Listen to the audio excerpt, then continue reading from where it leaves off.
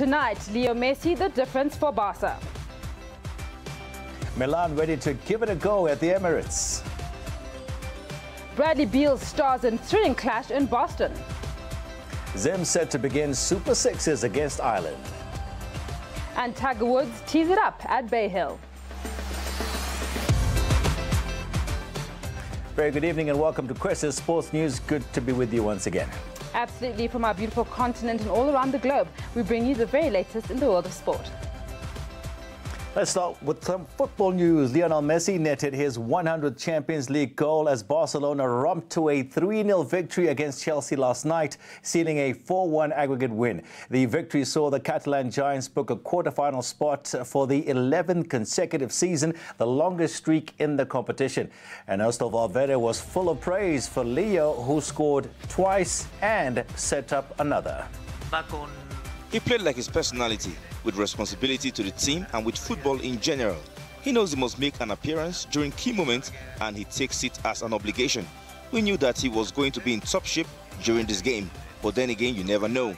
But we know he brings added value and we also enjoy watching him play like everybody does, and he will be remembered for a long time. Blues boss Antonio Conte also acknowledged the wizardry of the Argentine. I think when you have the opportunity to make a great compliment to Messi, I think that it's right. It's right to recognize a super top player, because we are talking about a player that in every season is able to score 60 goals. The Italian bemoaned his side's romance with the woodwork. Yeah, our start was terrible. To concede a goal after only two minutes. For a long time, we dominated the game. We created chances to score. The two legs, we hit with the post 4 times. Elsewhere, Bayern Munich advanced 8-1 on aggregate after a 3-1 win in Turkey. Chelsea, meanwhile, joined fellow Premier League sides Manchester United and Tottenham in exiting in the round of 16.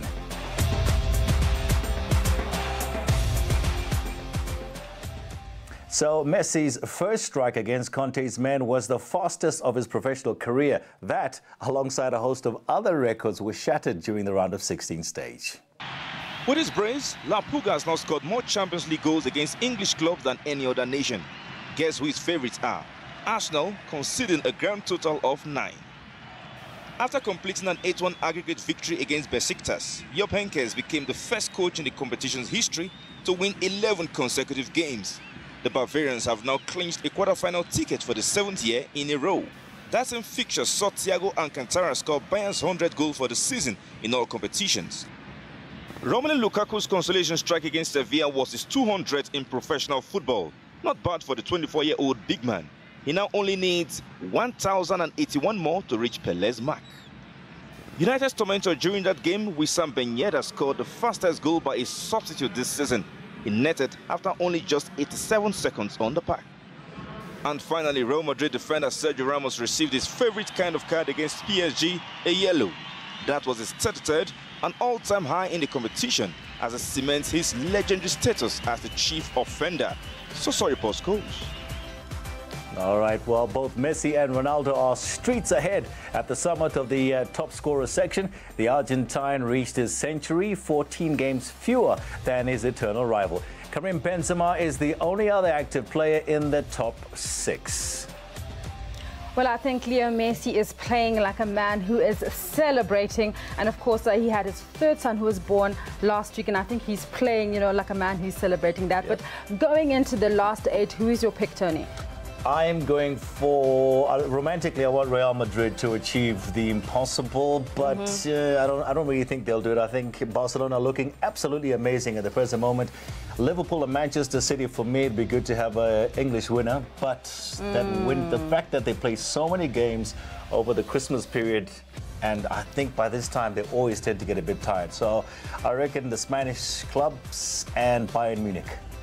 Okay, well, I'm rooting for Sevilla. They did us a big favour getting Man United out, so I'll be rooting for them. For Sevilla? All right. In a week where English teams have disappointed on the European stage, Arsenal will be aiming to finish off the job against AC Milan tonight. The Gunners stunned the Rossoneri 2-0 at the San Siro, and Aaron Ramsey, who was amongst the goals, insists there is no room for complacency. They're a quality team, and we've seen in the first game how good they are. You know, it's quite a tight game, even though we come away with a 2-0 victory. So they've turned a corner as well with their new manager. So yeah, they're on a bit of a good run, and it's going to be important for us to stay focused from the beginning. So yeah, we can't take this one lightly at all. Arsene Wenger believes the competition is of a higher level than ever before. You're right, I want to be in the Champions League, and Europa League, if you look at the teams who are in there this season, is very strong.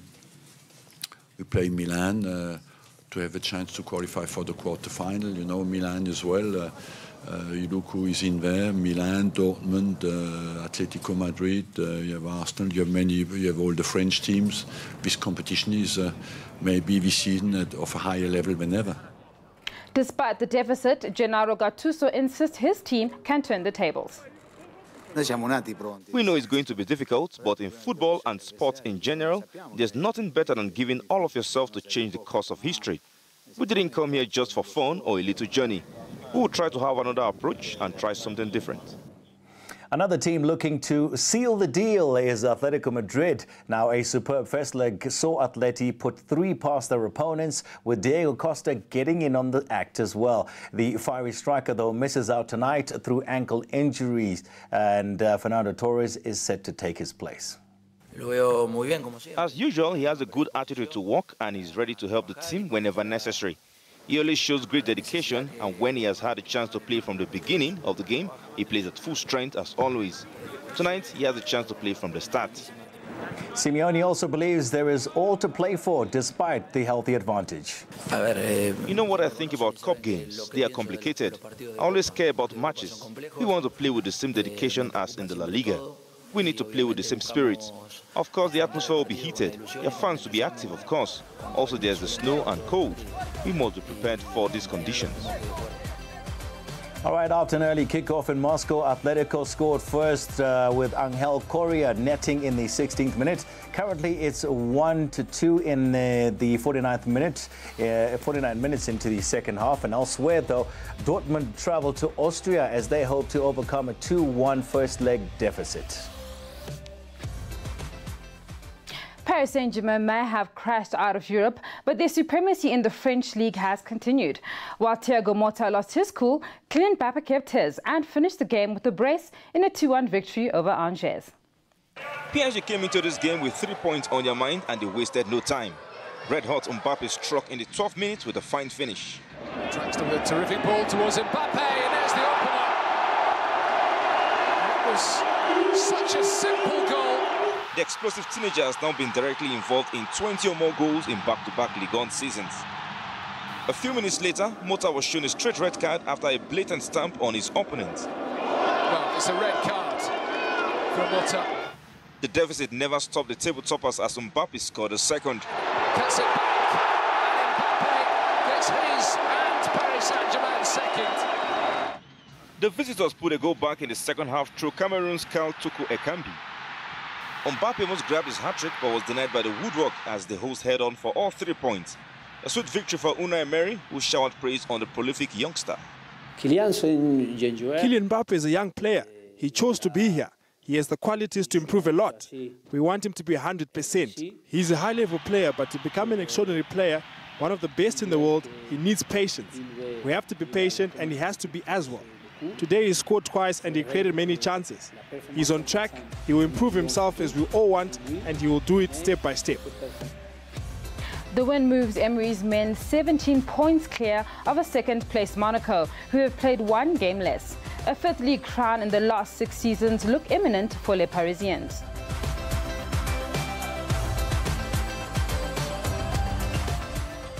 A cloud of chaos has enveloped the South African Football Association ahead of their proposed elective conference later this month. Former football referee Andile Esingobo will no longer be running for the organization's presidency after accusing them of gross violation of both FIFA and CAF rules.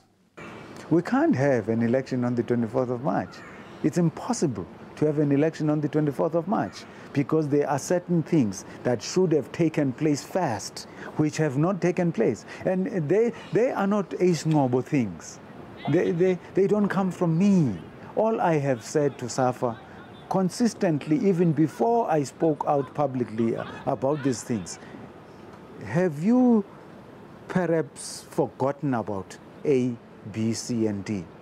Don't you think that because you have not done A, B, C, and D, that you should consider postponing this Congress until you have done these things? For an in-depth debate, tune into Football Fundies at 8 p.m. Central African time.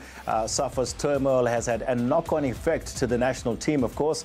South Africa have not qualified for a World Cup since 2002, while they've also struggled to make the biennial AFCON tournament.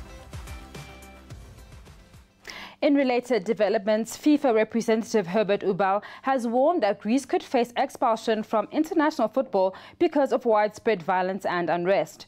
Most recently, the president of PAOK, Ivan Savidis, stormed the pitch with a holstered gun. I'd like to inform you the situation is very severe. Even a suspension is not unthinkable. We don't know what FIFA will decide. But the first step to heal this situation is to stop violence. The incident involving Savidis comes just days after a major match-fixing scandal rocked the nation. This behavior and this incidents of the last weeks brings more pressure on us to assist and to back up the federation to take the right steps. Once again, the federation and the stakeholders, I also talk to the clubs, the Super League, they have to take the measures. Greek soccer has experienced contrasting degrees of success over the years. While Olympiacos has never made it past the last 8 in Europe, great rivals Panathinaikos played in 2 semi-finals and the 1971 European Cup final. However, winning the Euro Championships in 2004 in Portugal is the nation's greatest football achievement. Now, Steph Curry may have been sitting it out on his 30th birthday, but the Golden State Warriors guard was still able to see his side win. The Dubs getting the better of the LA Lakers, 117 to 106. In the Eastern Conference, the Boston Celtics fell to a defeat at home to the Washington Wizards in double overtime.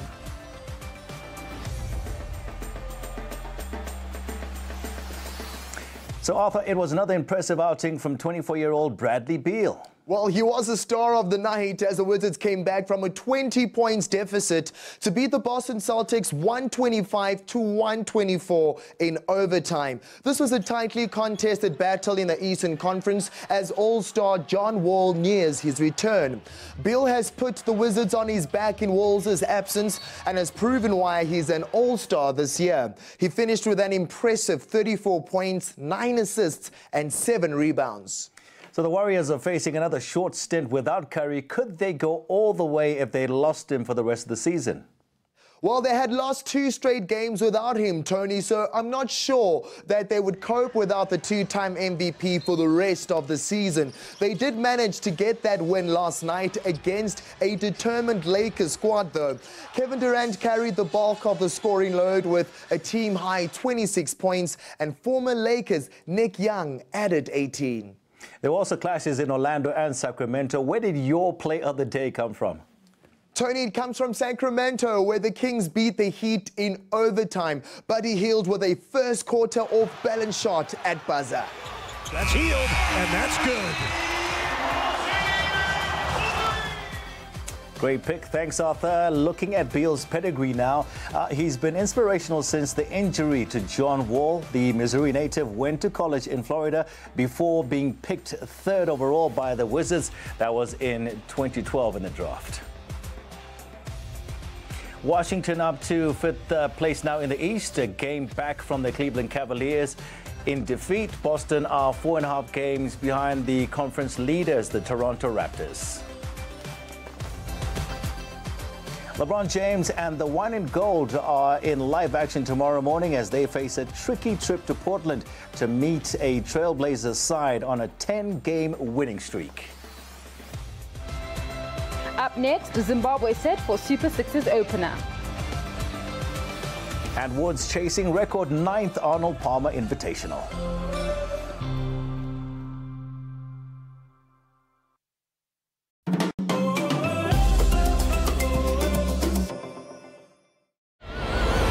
He needs the ball.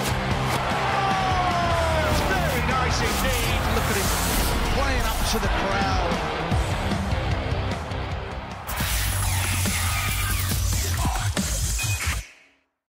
Sometimes, being an NBA fan in Africa means waking up at ridiculous hours to catch the action as it happens.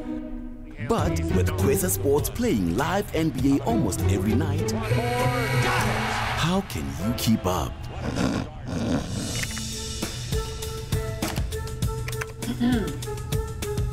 Hello? You don't need to lose your job over basketball. And you shouldn't lose sleep either. With live NBA games at primetime on Sundays, with studio build-up starting at 9 p.m., you can catch up on some well-deserved sleep. La Copa Conmebol Sudamericana.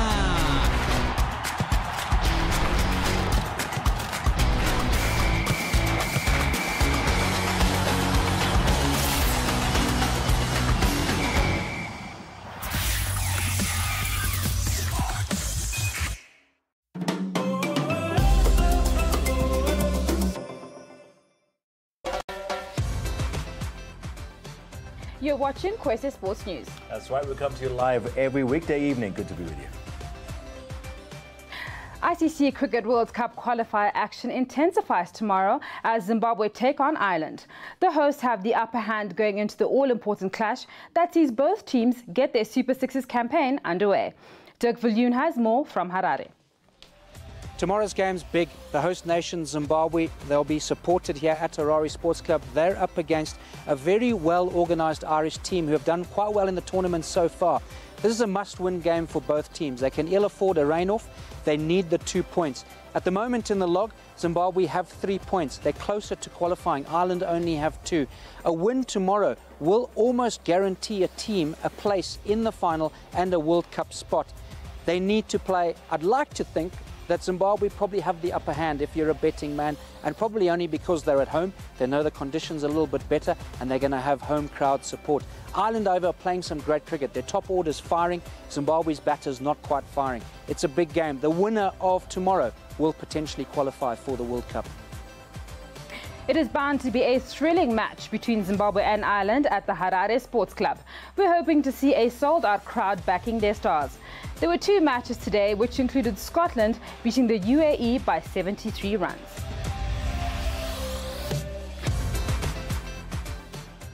Afghanistan knew they were the underdogs going into a must-win clash with the West Indies, but that was only because of their poor group stage form.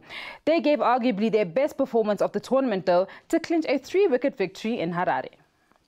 The Windies set a below-par target of 198. The opening pair of Dalwat Zadran and Mujib-ur-Rahman began well to set them on their way with a vital early Chris Gayle wicket. It was a spin-dominated innings thanks to Mujib's 3 for 33. Shai Hope top-scored with 43. In the second innings, the Afghans left it late after losing 2 early wickets. Rahmat Shah added a 66-run stand with Samula Shenwari before skipper Rashid Khan and Ashraf Sharafuddin held their nerves to see them through. A much-needed win for the Afghans to keep their chances alive. Mujib Rahman, the star with the ball, he picked up 3 wickets to limit the Windies to 197. Rahmat Shah's 68 then provided the finishing touches for a 3-wicket win. Afghanistan get 2 points on the board. Scotland, with their victory over the UAE, now jump to the top of the table on 5 points ahead of West Indies on 4.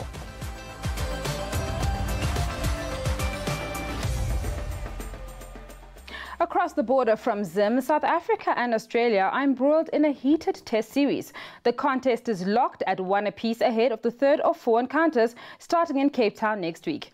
It's been a physical and chirpy series from the start, with Vernon Philander the latest to put his foot in it. A tweet from his account last night seemed to point at Steve Smith being to blame for a coming together with Kagiso Rabada. The culprit is not him, so it seems, with the hacker still believed to be at large. Tony, your thoughts on that? Yeah, I just need to find out how difficult it is to hack somebody's Twitter account, because this seems to happen a lot more now. But, you know, in defense of Philander, you know, why does he have to even say something like that? But for me, what's key is that Rabada needs to check himself, because Absolutely. a guy who's notching up figures of 11 for 150 after a test match, I mean, you don't want to lose a guy like that in a series that's, you know, it's one apiece at the moment, 2 more tests to go. South Africa really need him now. And most likely he's not going to be able to play. So that's a big loss for South Africa. Absolutely, needs to check that temper. Check yourself before you wreck yourself. Yeah. That's an 80s line. I'm sticking with it. Yeah? Yes. All right. Let's take a look at some golf news now, to a man who doesn't have to check himself anymore. Tiger Woods is exceedingly familiar with the Arnold Palmer Invitational Trophy. He's lifted it 8 times and would love more than anything else now to do that again. The tournament got underway at Bay Hill in Florida today. Now, speaking after practice at the famous course, Woods said he's taking nothing for granted. Just because I've won here 8 times doesn't mean I'm gonna win this week automatically. You know, I still got to do the work. I still got to go through the process of getting myself in position. But I understand this golf course. I've played it under so many different varying conditions.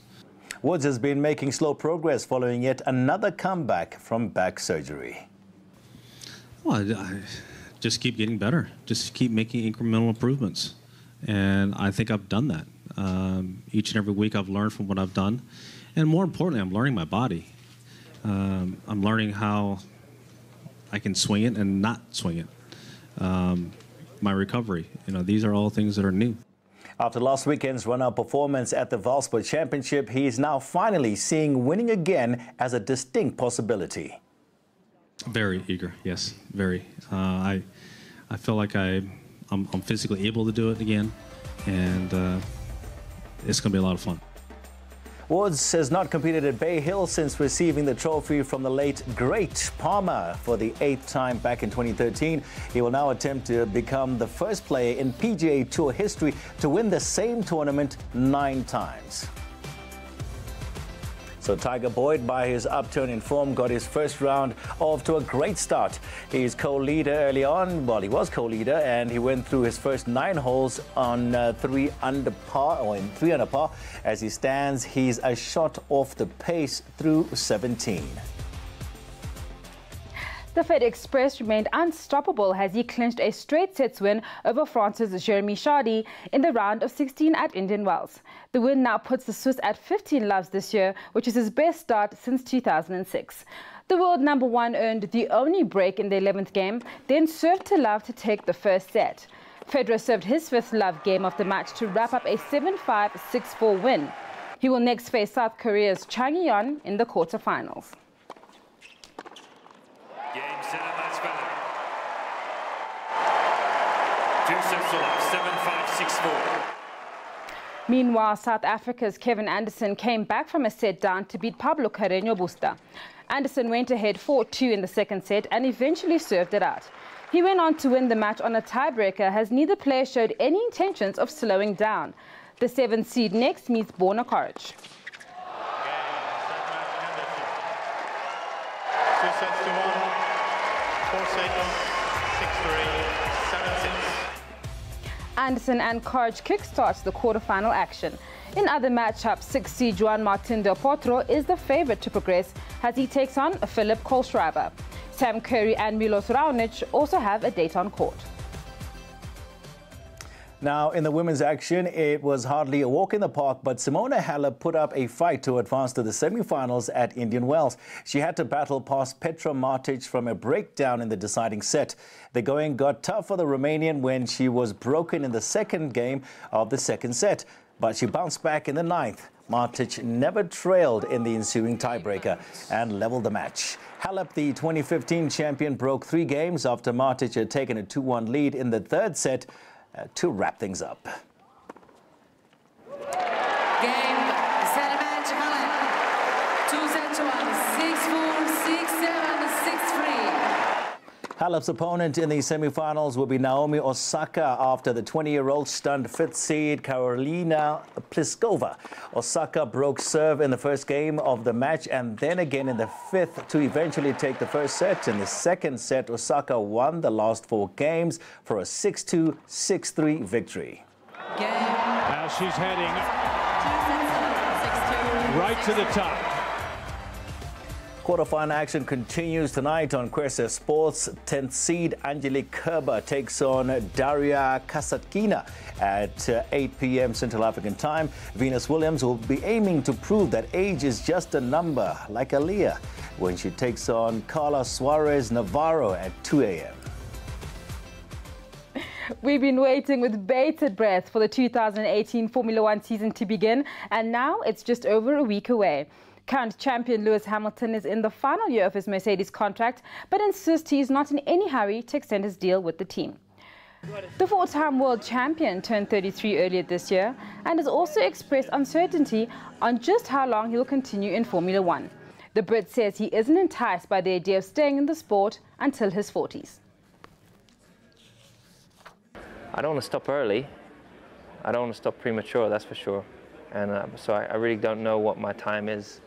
I could probably stay till I'm 40 if I wanted to, but I don't think I'm going to do that.